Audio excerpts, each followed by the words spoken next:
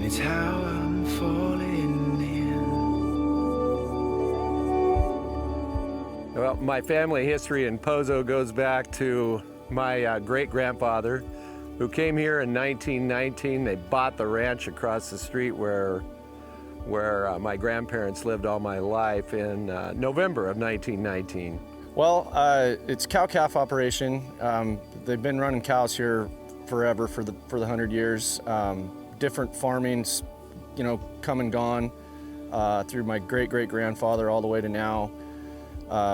From hay, dry farmed a lot of crops, but always ran cattle. Pozo is a hidden gem. We are off Highway 101. It takes about 20 minutes to get out here, and we are in the middle of nowhere. We stayed busy farming, doing our cattle work, and we've got our dogs, our friends and family. We're very close. We got into the wine business. Took us a little while. They're planted off the road out behind everything because we didn't know anything about growing wine grapes. We started our winery in 2004, and it's a project that my brother and I have together with our families. All hands on deck. And it truly is a family operation. I drive the harvester, Michelle, my sister drives the gondolas, and my dad and my wife mogs the fruit, which means we're taking leaves and stuff that we don't want in the bins out before it gets to the crushing facility. Between him and his sister, he had the skills to make the wine. She was available to do the paperwork and all the business, you know, the business aspect of putting it all together, and it took off. What was different about this winery is they actually are a family of cowboys, and it's kind of a lost legacy, and we were thinking we need to put cowboy in our label. And it's really hard for Michelle and I to get Ryan and Joey out of the roping arena to just come and make wine. You might have to learn how to drive the forklift. Not a lot of cowboys drank wine.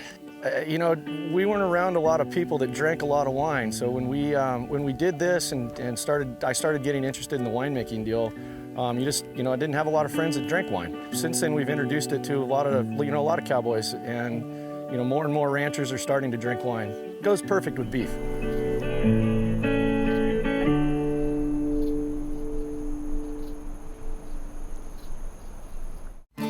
Production funding for American Grown, My Job Depends on Ag, provided by James G. Parker Insurance Associates, helping to protect and grow Valley agribusiness in California for over 40 years. By the Gar and Esther Titilian Charitable Foundation, a legacy of giving to support the people that make agriculture grow. Farms feed families, public television feeds minds. By Brandt, Professional Agriculture, supporting the heroes that work hard to feed a hungry world every day. By Unwired Broadband, today's internet for rural Central California, keeping Valley agriculture connected since 2003. By Harris Farms, a tradition of working forward to protect the future of water, ranches, and farms in California and beyond. And by Valley Air Conditioning and Repair, family owned for a half-century, dedicated to supporting Valley agriculture and the families that grow our nation's food.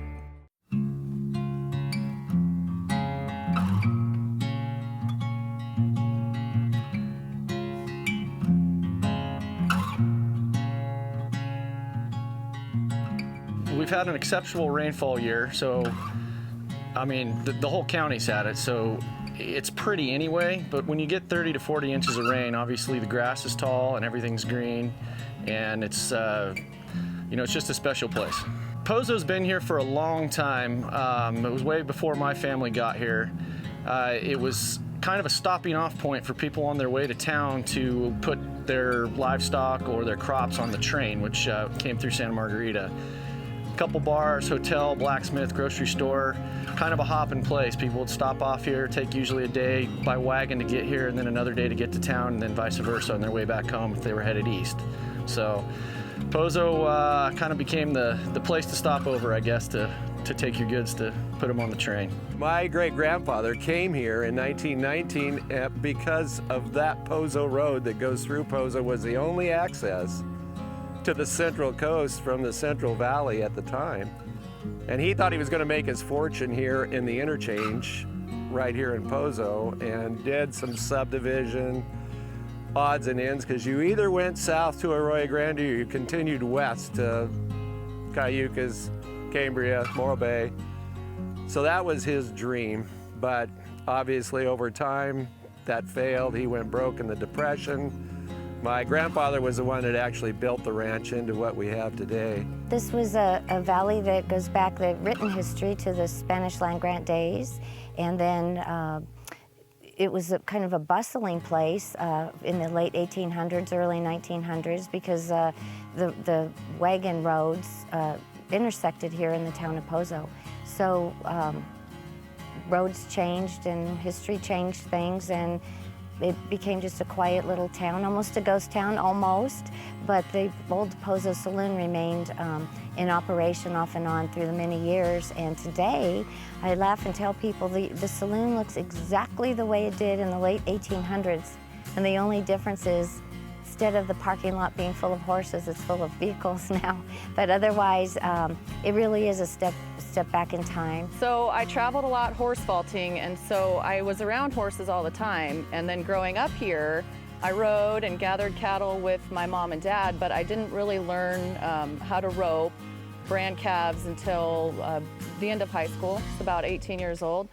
Now it's one of my favorite things to do. I love doing ranch work, and we have cattle working dogs, which I love to watch them work. And so one of my favorite things to do now is gather the cattle, and anytime we can get horseback is one of my favorite times, and my kids love it and crave it. And so it's nice to be able to just go on a trail ride after school, go check the cows with my kids and watch them enjoy it as much as I do.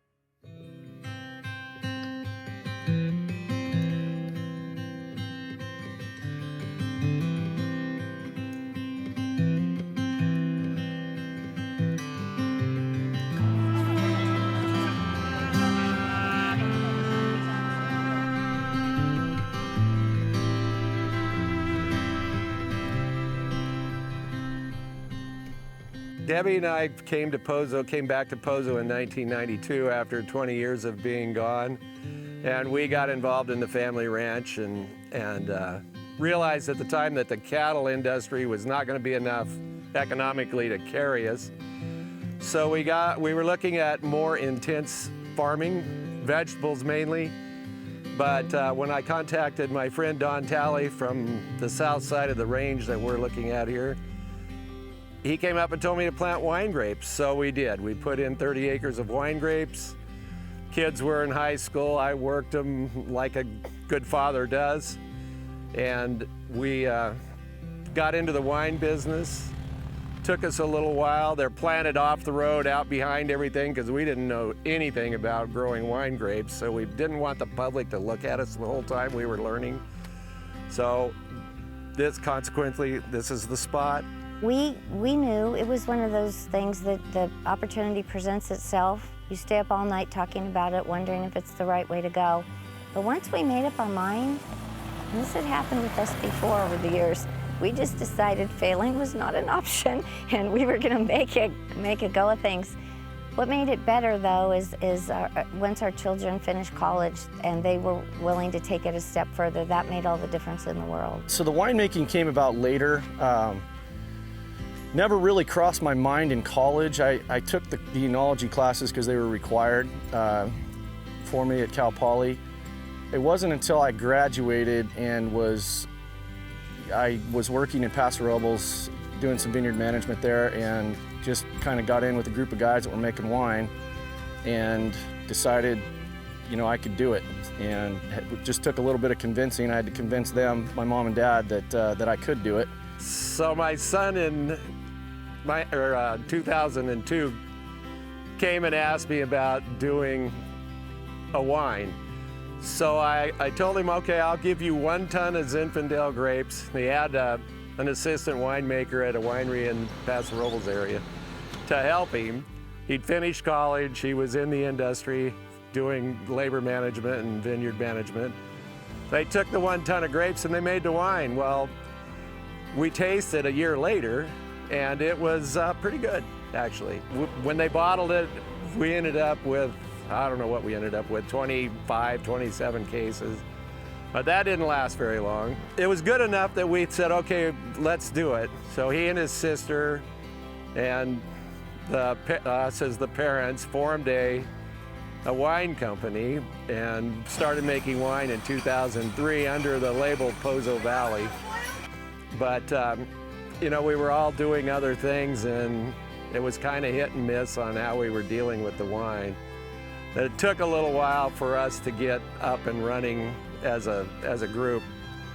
But, you know, that's been successful in the last 5-6 years. We did a label change in the late 2010, somewhere in there, 9. Didn't even produce a bottle in 08. And when we did that label change, things started to go the other way, go up, and they've continued. People want to hear the authentic stories, and I think sometimes we're lacking that these days. And so for us to just tell truth about us and what we do, that's what people want to hear.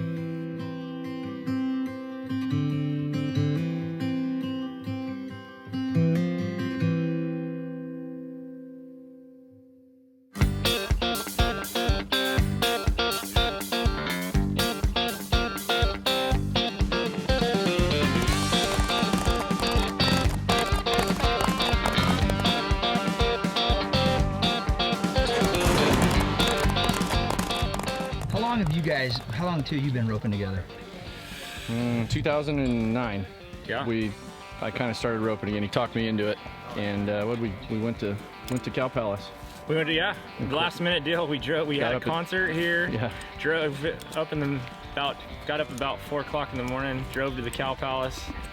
Ended up winning and qualifying, and yeah, it was all she wrote from there. How much now is it like having a dance partner in some ways? Well, I don't know. We're kind of different that way. Ryan runs around with a lot of different dance partners. I kind of stick with my one dance partner. I don't. When I go to a big roping, I rope with him. And he goes to a lot more than I do. Yeah, I'm a team roping floozy. I've been in the wine industry for a little while, and what was different about this winery is they actually are a family of cowboys, and it's kind of a lost legacy. And we were thinking, we need to put cowboy in our label. And it's really hard for Michelle and I to get Ryan and Joey out of the roping arena to just come and make wine. You might have to learn how to drive the forklift eventually. Yes, which I do, yes.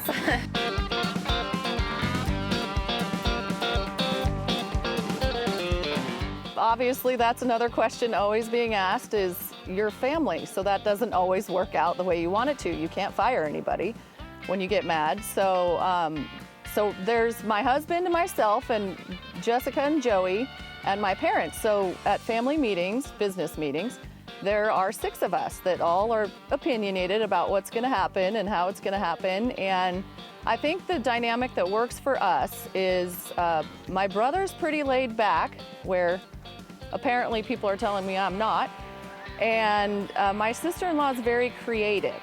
So she can see things marketing-wise that I cannot. So we work well together, I think, in the fact that we're very opposite that way. So I control, I do more like the book work and the licensing. We work together in the tasting room. Like I said, I love visiting with people and hear their stories, especially out here. It's very lonely out here.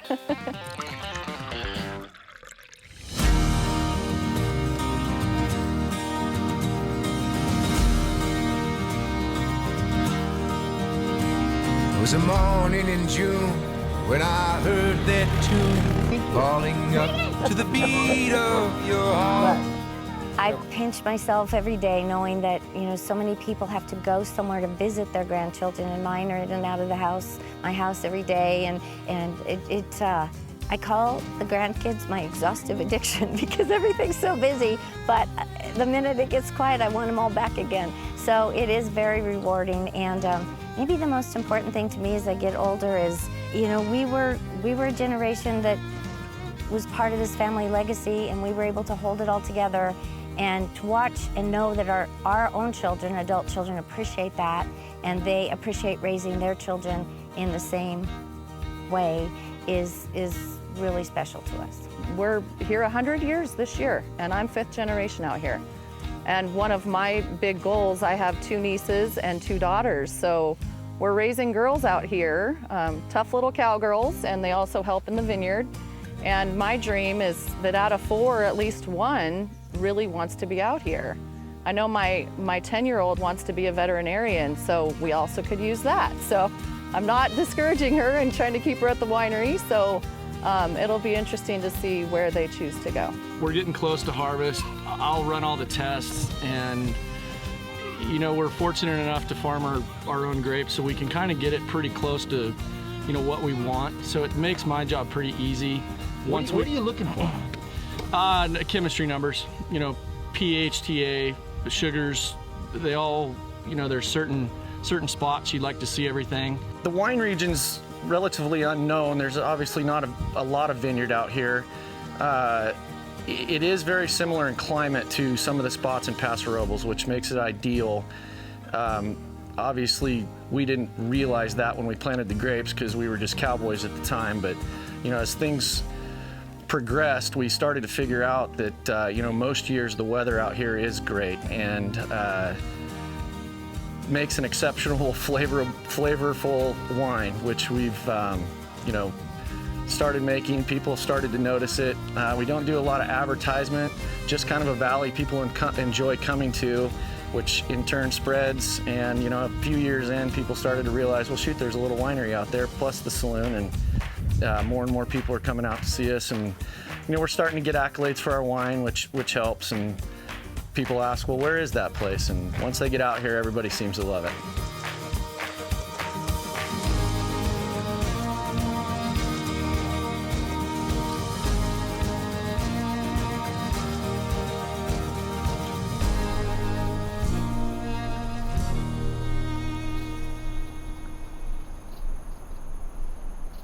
The only thing left here in Pozo from the old days is the old Pozo Saloon. And again, it's a pretty big draw for people to come out here. The restaurant still operates. They do a little bit of music.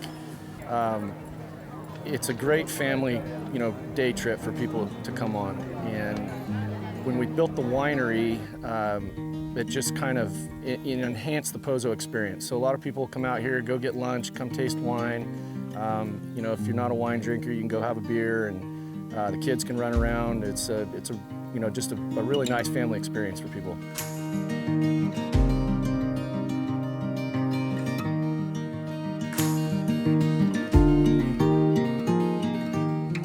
Most people that come out here, well, we get a lot of locals that like to come out here with their kids, family, because they can run wild, you know, and enjoy the fields. But when we do get people from out of town, especially people that are from big cities, they can't believe it. It's like they've taken a step back into time, and they really enjoy it. And we have people that come out, it's pretty quiet out here, and they will sit at the winery and enjoy a glass of wine in silence while they look over hills, and it's very peaceful for them.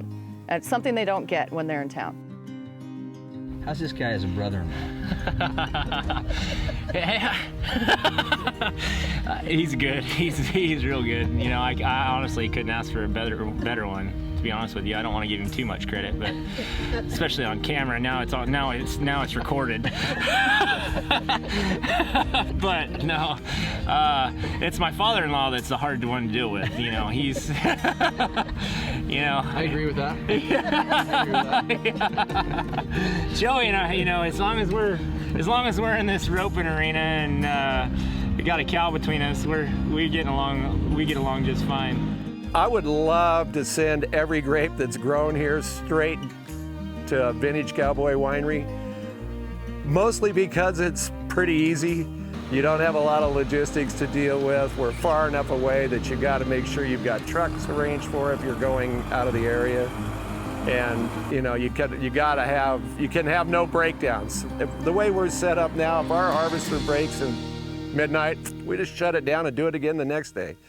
If you're delivering to Lodi and your harvester breaks down, you're pretty much SOL. You know, being so far out here, it's tough to get help. So a few years ago, we decided we were going to look into an old harvester that a friend of ours had, and we went and looked at it, decided it was you know, the right move to make as far as you know, not being able to get labor out here to help us really pick everything. And I taught myself how to run it, and we've been picking with that ever since. We have some gondolas, and it truly is a family operation. I drive the harvester, Michelle, my sister drives the gondolas, and my dad and my wife mogs the fruit, which means we're taking leaves and stuff that we don't want in the bins out before it gets to the crushing facility. So kind of what we're looking for is our acid levels, our pH levels, and our sugar kind of need to be in balance before we pick. So yeah, we'll come out here. We do have some field instruments that we'll use to test just for sugars out here in the field, so we know we're getting close. Once the sugars start to get close to where we want them to be, I will take a bucket, fill it up randomly throughout the blocks, and take it back to my lab, and then that's where I'll run the acid test and pH. You know, I'll run the tests, and when we see things are right, or you know, as close as we think we're going to be able to get them to right, then you know, take a couple days, get everything prepped and ready, and start picking. Big day, right? Good day. What are we doing here? Harvesting some grapes, some Zin.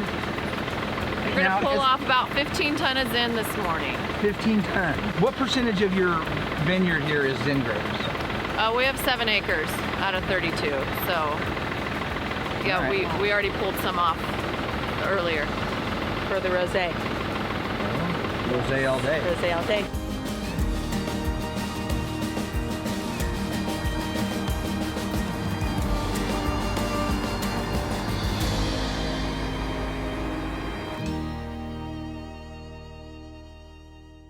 I don't know what it is about this machine, but everybody that sees it pick likes the way it picks.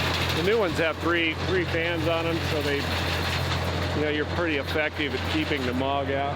How old is that machine? It's at least 60 years old, but the guts on it aren't that old. They're probably 20.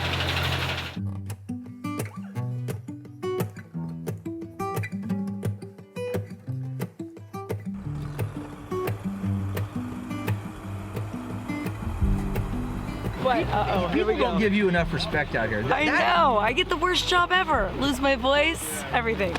I couldn't believe how hard you were working. We were impressed. Thank you. That's a lot. Do you tire out, or what's your secret for going so slow? No, I just listen to Metallica. And no, just kidding.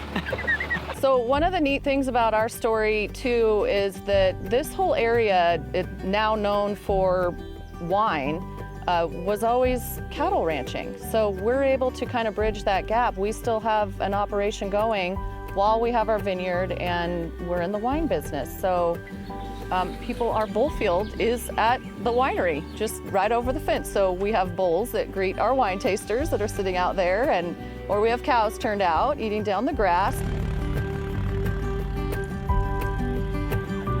It's been a pleasure, actually, more fun than I let on about dealing with my kids as partners. And in the wine thing, we set them up as the controlling entity. So Debbie and I have the swing vote, which we own 20%, they each own 40%. So in some sense, I have a little bit of control if there's ever a disagreement. But for the most part, if they agree, then they have all the control. So there's a lot of satisfaction in knowing that this will go on. You've kind of, I don't want to say I've trapped them into staying here and staying in business, but maybe I did.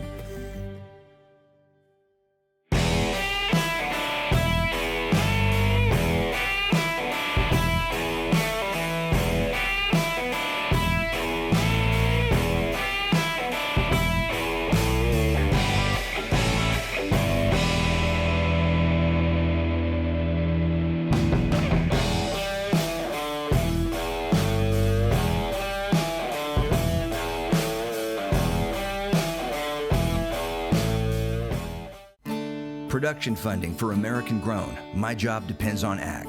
Provided by James G. Parker Insurance Associates, helping to protect and grow Valley agribusiness in California for over 40 years. By the Gar and Esther Titillion Charitable Foundation, a legacy of giving to support the people that make agriculture grow. Farms feed families, public television feeds minds. By Brent Professional Agriculture, supporting the heroes that work hard to feed a hungry world every day. By Unwired Broadband, today's internet for rural Central California, keeping Valley agriculture connected since 2003. By Harris Farms, a tradition of working forward to protect the future of water, ranches, and farms in California and beyond. And by Valley Air Conditioning and Repair, family-owned for a half-century, dedicated to supporting Valley agriculture and the families that grow our nation's food.